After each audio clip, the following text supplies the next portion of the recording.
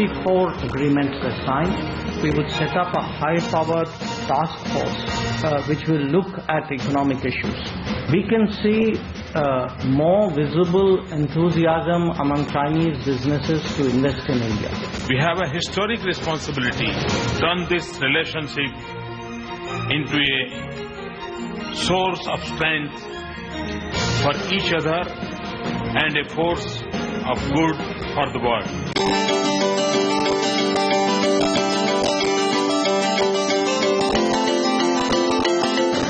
वचन हनकाउशिंग लाए थाओ चुमिंग the Sihawa ताशवे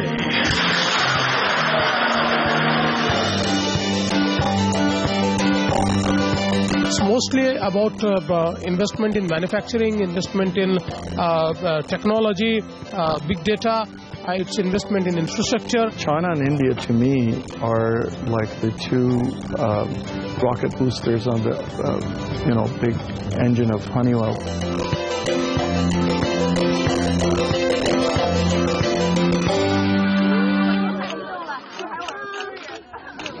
All right, so the action in Beijing has now concluded. It was a 90-minute conversation that Prime Minister Modi had with his counterpart this morning, and the action will now shift to Shanghai, where more business agreements are expected to be signed. But if I could take you through the headlines of what has emerged at the end of 2 days of talks, first with President Xi, and then the talks that both sides had today. A joint statement has, of course, been released, and interestingly, there is now a separate agreement between India and China with regards to climate change. But on the economic headlines, there hasn't been much progress on outstanding issues. So whether it's things like correcting the trade imbalance, market access for Indian companies, a level playing field for Indian companies, attracting Chinese investment into India, attracting value-added investment from India into China, those issues continue to be outstanding, and hence both sides have now decided to set up a high-level task force, the composition of which we don't have details about. The timeline by when they will make their recommendations is not known either,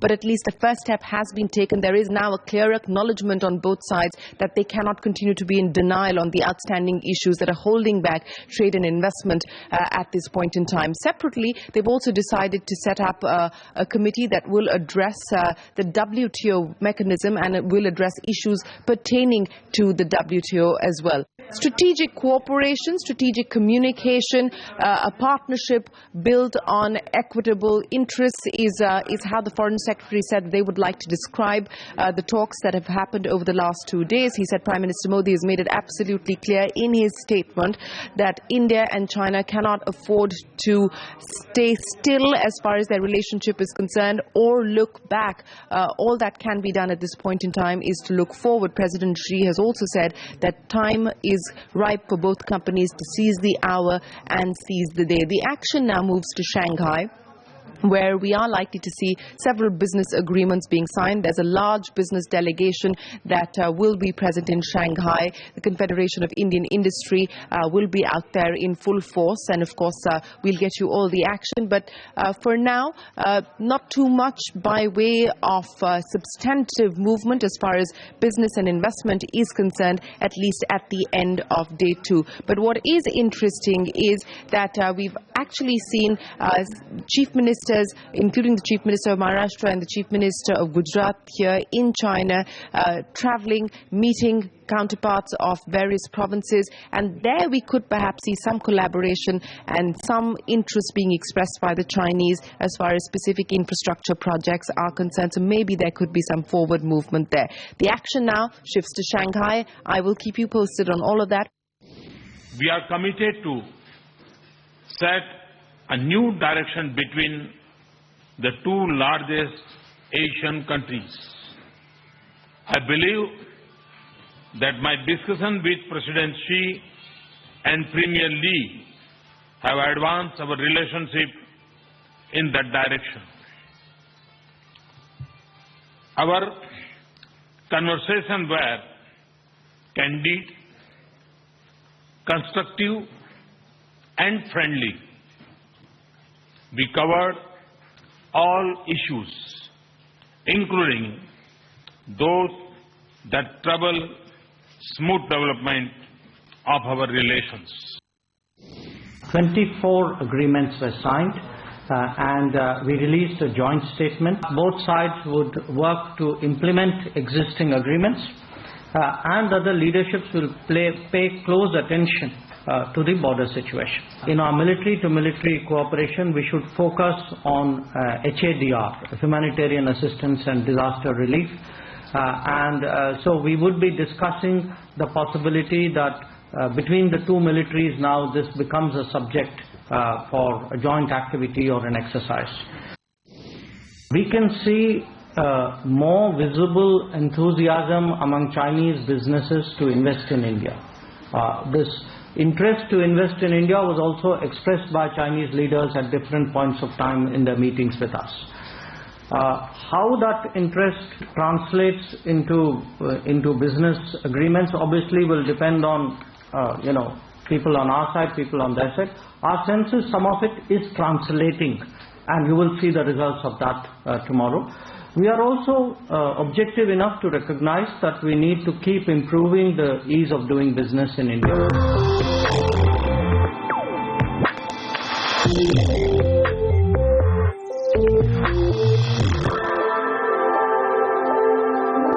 Well, we're here with the Chief Minister of Maharashtra, Devendra Fadnavis. He is part of the Regional Leaders Forum that has been set up between India and China to try and engage both at a centre as well as a state level. Mr. Fadnavis, appreciate you joining us here on CNBC TV 18. Let me ask you a little bit more about this Regional Leaders Forum. Maharashtra and Gujarat are now part of this forum. What do you expect from this forum? What do you hope to achieve? Our Prime Minister, Mr. Modi, always says that India lives in states. So earlier, all the bilateral relations would have culmination at the level of national level. But unless we collaborate more on the state level, it would not become a ground reality. So this regional forum gives us a space and opportunity to have more collaborations which suits our states. But any specific areas of collaboration, sir? I think it's mostly about investment in manufacturing, investment in technology, big data, it's investment in infrastructure. So it's basically we had a long trade relation with China, but not much investment has come from China. So I look forward for more and more investment after this forum being set up. But is there any commitment that has been made by the Chinese authorities or any indication of the kind of investments that could potentially come into states like yours? I think there are a lot of indications. Yesterday I visited Henin. I went to Foxconn, and the chairman of Foxconn is very keen to come to Maharashtra. He is visiting. But they're pulling out of Chennai, so they're pulling out of Chennai and moving to Maharashtra? No, that Chennai plant is already shut. This is that was Nokia facility. This is iPhone and iPad, and they are very keen to come to Maharashtra to set up entire ecosystem, not just a manufacturing unit. So the supply chain as well. Absolute, the total value chain, supply chain, they would like to set up. So they are into negotiations with us. Today also we had a sister city agreement with Aurangabad and one of the cities in China, because in 4th BC the monk from Aurangabad, Ajanta, he came to China and showed them the way to have the sculptures and the caves. Sure. So there are many areas where we are trying to collaborate. Any specific infrastructure projects where you are looking for Chinese investment as well as Chinese infrastructure expertise? More than investment, I am looking towards Chinese expertise in the field of building the Trans-Harbour Link in Mumbai and a coastal road in Mumbai as well. Any developments or further developments on both of those projects? The last conversation you and I had was a couple of months ago. Has there been any progress? Because we haven't heard any progress so far. No, there's a lot of progress. Now both our projects are in the last lap. That's why I'm looking for the best technology and also financing. Although there are the Japanese have agreed to finance one of the projects, the other project is also said to be financed from certain other countries.